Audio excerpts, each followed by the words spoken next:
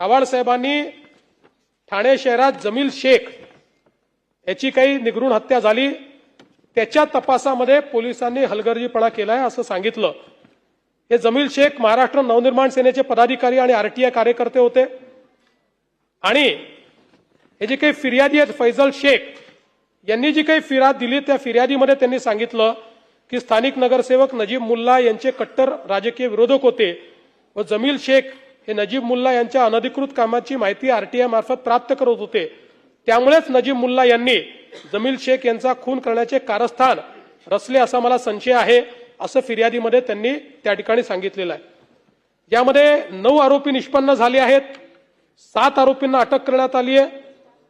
2 आरोपींचा अजून शोध सुरू आहे। 7 अटक आरोपींपैकी या ठिकाणी एका आरोपीला न्यायालयाने जामिनावर मुक्त केले आहे, 6 आरोपी न्यायालयीन कोठडीत आहेत। आणि आपण जे या ठिकाणी सांगितलं की यामध्ये जो मुख्य आरोपी आहे त्याने नजीब मुल्ला यांचं नाव घेतलेलं नाही, पण 2021 मध्ये 3 साक्षीदाराने 164 स्टेटमेंट दिलेला आहे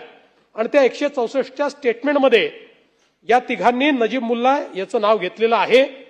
आणि त्यानुसार आता तरी पोलिसांनी जी काही चौकशी केलेली आहे त्या चौकशीत यांनी दिलेलं विवरण आणि प्रत्यक्ष घटना याच्यामध्ये जी पुराव्याची साखळी मिळायला पाहिजे ती पुराव्याची साखळी नाही, त्यात विसंगती दिसते आहे। तथापि जे मय्यत आहेत त्यांच्या दोन्ही मुलींनी अतिशय आक्रोशाने हा मुद्दा या ठिकाणी मांडलेला आहे आणि म्हणून पुन्हा एकदा याची चौकशी ही निश्चितपणे या ठिकाणी स्वतंत्रपणे केली जाईल आणि या सगळ्या पुराव्यांना पुन्हा एकदा पडताळून कुठेही जर यामध्ये संबंधित व्यक्तीचा सूत्रामही संबंध असेल तर त्यांच्यावर कारवाई केली जाईल।